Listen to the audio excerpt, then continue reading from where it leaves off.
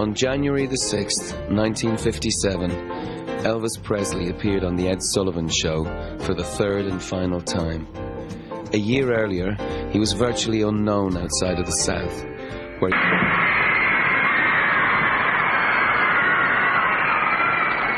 I can't figure this darn thing out, you know. He just does this and everybody else. We're going to rock, rock, rock. Oh, come on and rock, rock, rock, rock. We're going to rock all our blues away.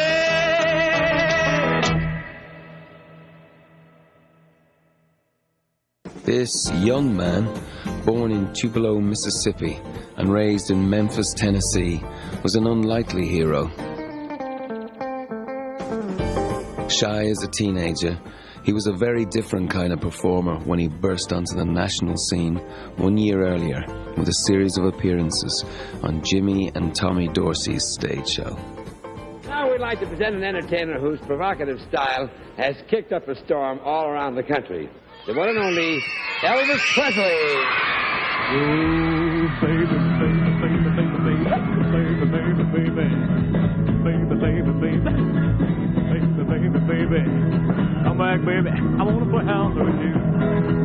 Well, you may go to college, you may go to school, you may have a pink Cadillac, but don't you be nobody's fool. Now, baby, come back, baby, come back, baby, come back, baby, I wanna play house with you.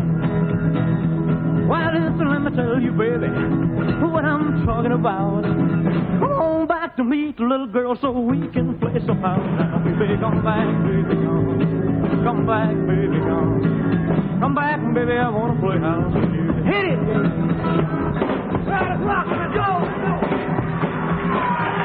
Early in his career, he was known as the Hillbilly Cat, touring with just Scotty Moore on guitar and Bill Black on bass.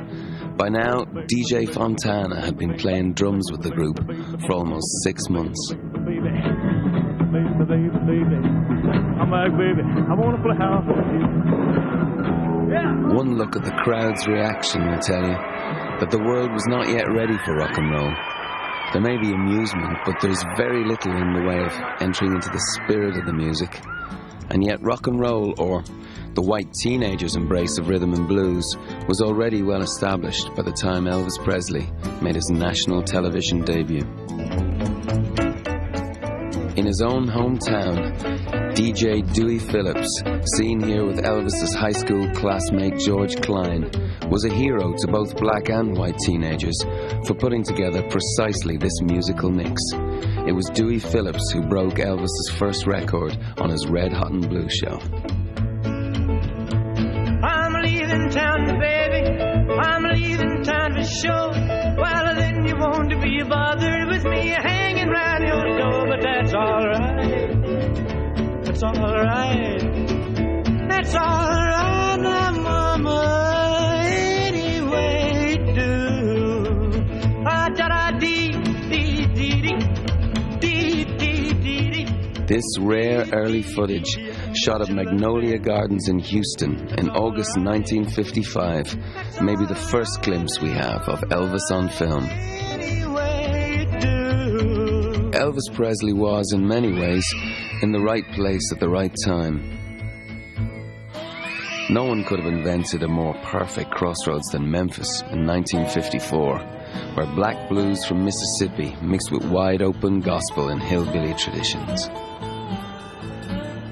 And no one could have come up with a more perfect setting than Sam Phillips' tiny Sun studio, where great blues singers like B.B. King and Howlin' Wolf made their first recordings, and where now rock and roll was about to be invented.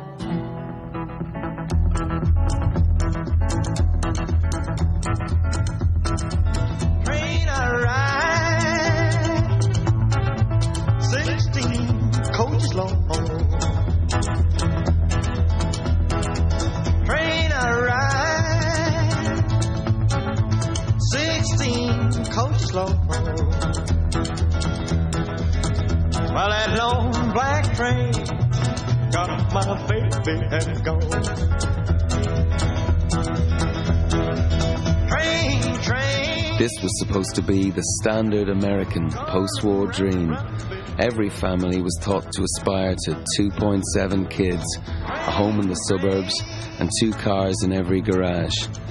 Leisure time was spent at the movies, backyard barbecues, amusement parks, and with the newest status symbol for the home, the television set.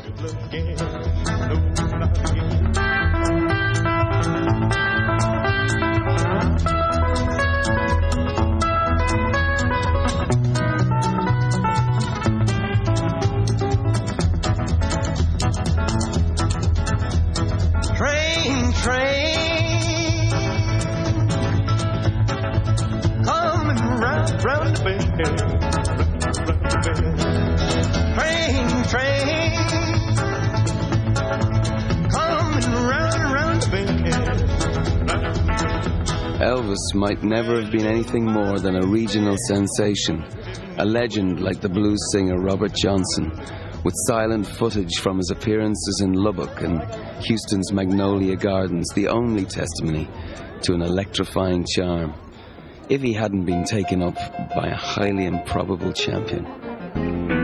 Tom Parker, the Colonel, first heard of Elvis while promoting an Eddie Arnold concert in Memphis. He first saw him perform in Texas in early 1955, and within 2 weeks set up bookings for him in February on an all-star country tour headlined by Hank Snow. Presley was a star from the first day he ever started going into show business.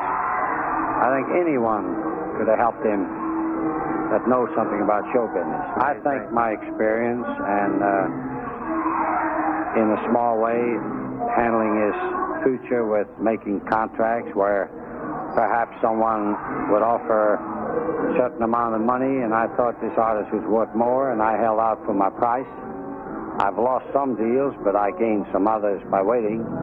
From the beginning, the plan was to break Elvis on the national stage. Over the next 9 months, Elvis tore up crowds wherever he played, and the Colonel concentrated on signing him to a management deal, with the explicit aim of selling his Sun Records contract to a major label. Decca, Columbia, MGM, and Atlantic Records were all in the running. But Parker's eye was on RCA. On November 21st, 1955, he finally managed to get the price that Sun owner Sam Phillips had named. 35 grand was more than any record company had ever paid for a pop singer. Even Steve Scholes, the RCA record exec, who'd argued most strongly for the deal, was nervous for his own career. A key part of the deal, insisted upon by the Colonel, was that RCA would help Elvis get national television exposure. But RCA was not quite sure what to do with their new star or his new music. They tried to capture the Sun sound at his first recording session in Nashville and failed. The crude homemade echo effect that they created was nothing like Sam Phillips' slapback sound, and it almost swamped the song. Though it's always crowded, you still can find some room for broken-hearted lovers to cry. It's so lonely, baby. Well, they're so lonely. They'll be so lonely they could die.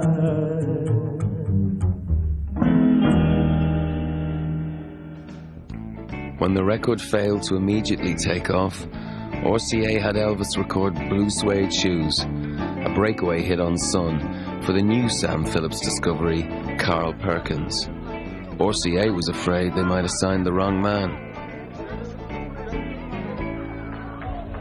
Well, it's the 1 for the money, 2 for the show, 3 to get ready. Now go, can't go, don't you step on my blue suede shoe. You can do anything but lay off of my blue suede shoe. Well, you can knock me down, step in my face, slander my name all over the place. Well, do anything that you want to do, but honey, lay off of my shoes and don't step on my blue suede shoe.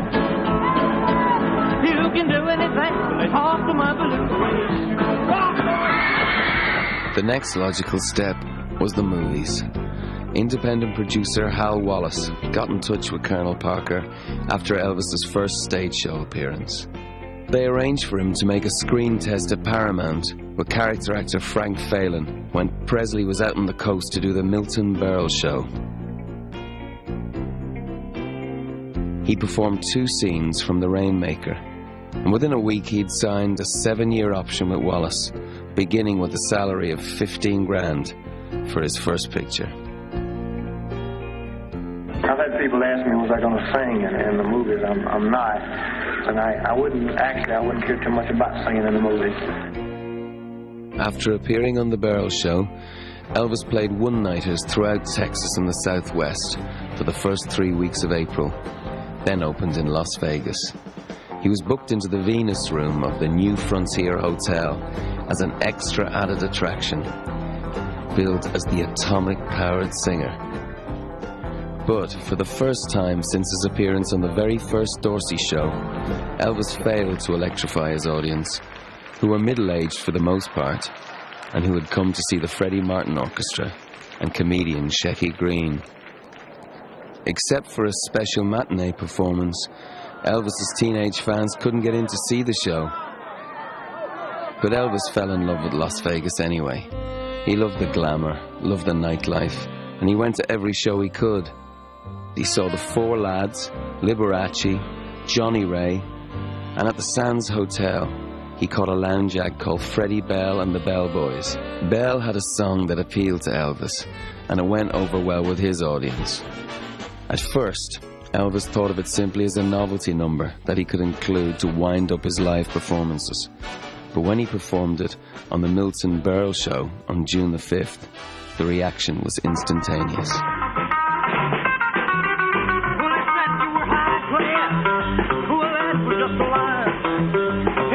You were high class, well, that was just a lie. Yeah, you ain't never gonna rabbit and you ain't no friend of mine. You ain't nothing but a hound dog, crying all the time. You ain't nothing but a hound dog, crying all the time. Yeah, you ain't never gonna rabbit, you ain't no friend of mine. It was his burlesque style, bumps and grinds, that gave the press something to write about, and parents and politicians something to complain about.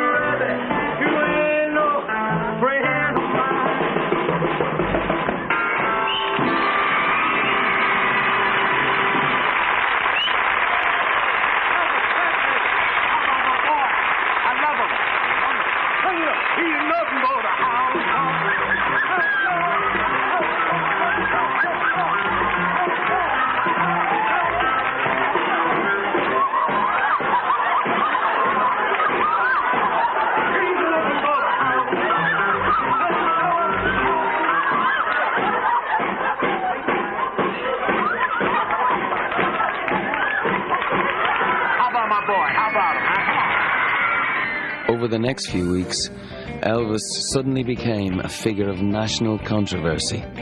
In fact, public reaction created such a problem for his next TV appearance, a month later on The Steve Allen Show, that he was presented in top hat and tails as the new Elvis Presley, in order to get past the network censors.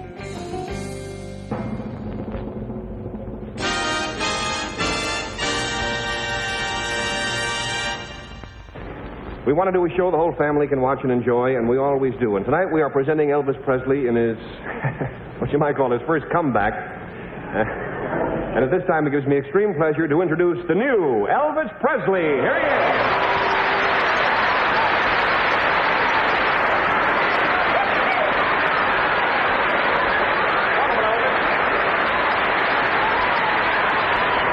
Your new record hit, I predict it's going to be one because I've heard you rehearse it. You're going to record it tomorrow, called Hound Dog. I got you a very cute little hound dog right here. And away you go. Who's that? Here it is.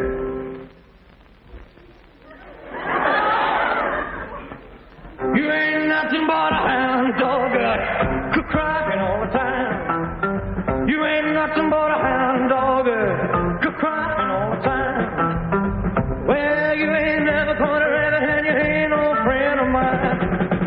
next day, he recorded the song at RCA's New York studio. When he arrived for the session, he was greeted by pickets, who'd been offended this time not by the boldness, but by the tameness of his television performance.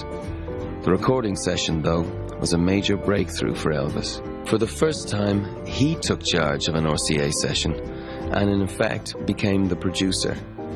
After 26 takes of Hound Dog, veteran A&R man Steve Scholes really thought they had it, but Elvis wanted to keep going.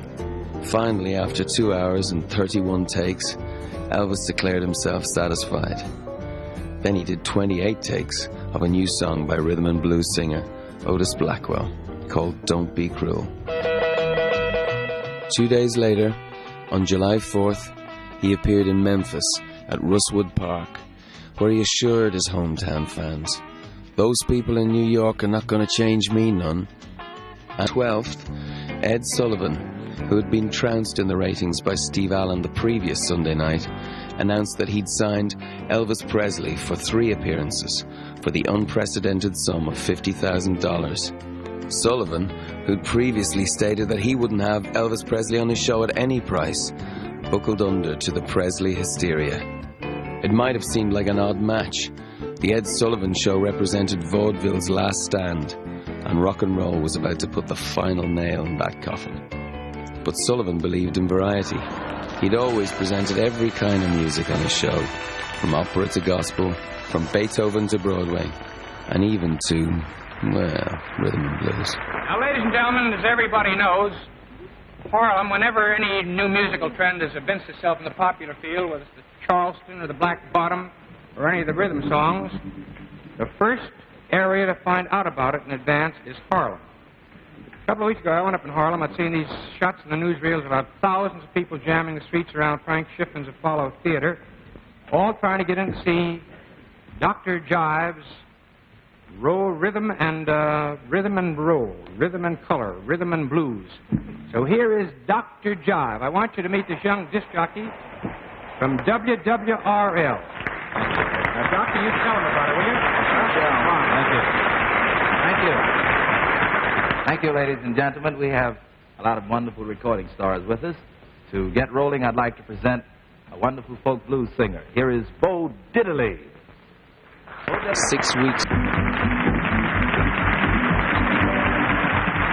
Elvis was making his first motion picture when he performed on the Ed Sullivan Show for the first time on September 9th, 1956, from CBS's Television City in Hollywood. Ironically, Ed Sullivan had been in a serious automobile accident the previous month, so he wasn't able to host what would become the most watched show in television history. The Ed Sullivan Show. Headline: The Vagabonds. From the Broadway production company of The King and I, Dorothy Sarnoff. And starring Elvis Presley. Elvis was introduced by the distinguished actor Charles Lawton, filling in for Ed. All wondering what these objects are behind me.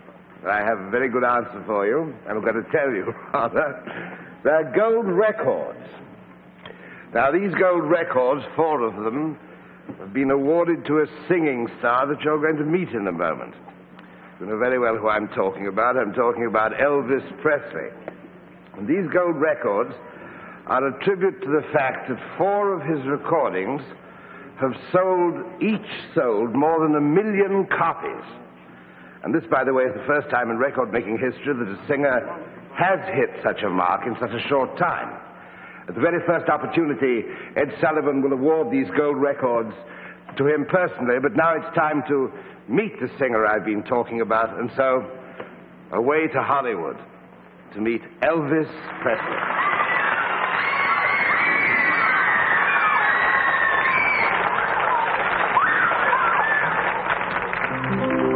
Ready, set, go and go. I got a gal that I love so.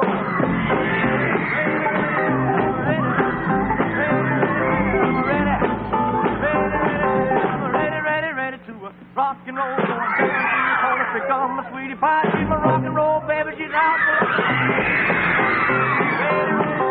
ready.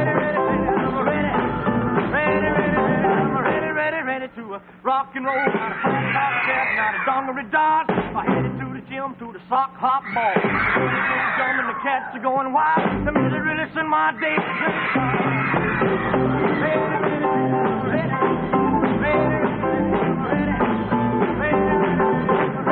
Ready to rock and roll.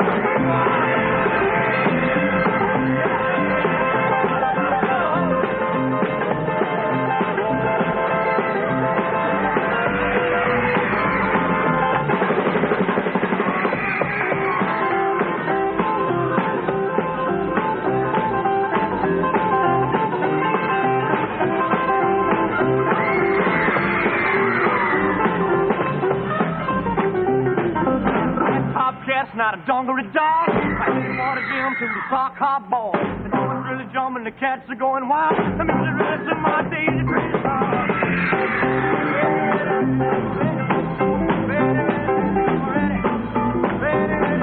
pretty ready to rock and roll. Put on my shoes, roll up my faded jeans. Rock and roll, baby, pour on the steam. Shuffle to the left, shuffle to the right. Gonna rock and roll till the end of the night.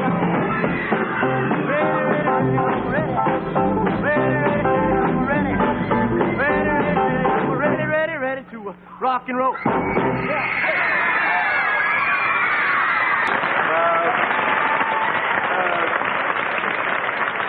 Well, what did somebody say? Music hath charms to soothe the savage breast. Ed was overjoyed when the ratings showed that over 50 million viewers watched Elvis's debut on Sullivan. Last week, on a show that Charles Lawton emceed with Elvis Presley and the Vagabonds and the rest of them, all of the records that were ever in our history were shattered. It was the greatest audience that's ever listened to our show, and perhaps to any show. The show got a 43.7 Trendex rating. It reached an unprecedented 83% of the television audience. And in the Colonel's view, for the first time really boosted Presley's stock with an adult audience. Between his first and second appearance on The Sullivan Show, Elvis finished making Love Me Tender, in which it was announced to his fans' dismay that his character would die at the end of the picture. Elvis also appeared at the Mississippi-Alabama Fair in Tupelo in September, returning to his hometown and to the very same stage on which he'd taken 5th place in a talent contest when he was 10 years old. When Elvis received a guitar-shaped key to the city from the mayor, he joked that he'd come a long way from having to hop the fence to get in when he was a boy. Elvis's popularity was so great at this point that his performance of Love Me Tender on the first Sullivan Show was played on the air by disc jockeys around the country. This led to a rush release of the new single, which by the time of Elvis's second Ed Sullivan appearance had sold well over 1 million.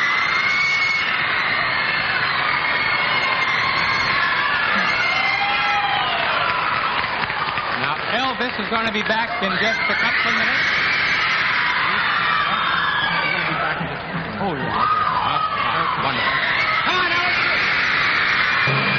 Ladies and gentlemen, there are some friends of yours out in the audience. I told you before I wanted you to meet Robert Webb, who directed Elvis Presley's first 20th Century Fox picture, Love Me Tender, in which Elvis Presley comes out as a very top star, as an actor. He's just great in it. I'd like to meet Robert Webb. Bob, where are you seated? Hiya there, Robert. Nice to see you again. Well, come on, let's have a hand for his director.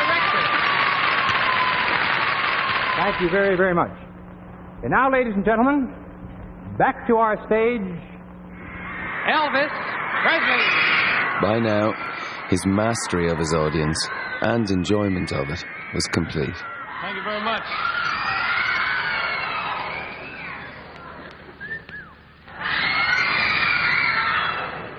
Thank you very much, Mr. Sullivan. Friends, we'd like to do a number for you from our new album. It was just released for RCA Victor this week. With the help of the Jordanaires, friends, we'd like to do one called Love Me.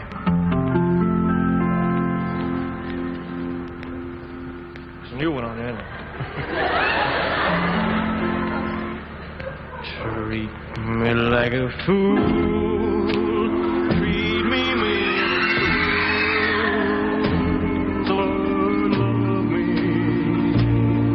Yeah. my faithful heart, tear it all apart, but love me. Won't you love me? Wherever go, darling, I'll be so lonely. I'll be sad and blue, crying over you, dear only.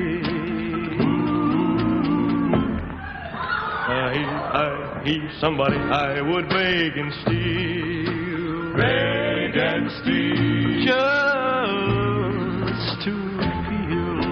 just to feel your heart. I want your heart beating close to mine. So let her go, darling, I'll be so lonely. I'll be sad and blue, crying over you, dear only. I would beg and steal. He would beg and steal.